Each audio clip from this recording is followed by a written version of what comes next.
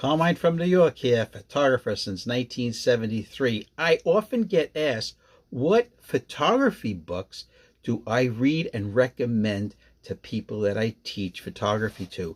It's very simple. These books I buy used on eBay.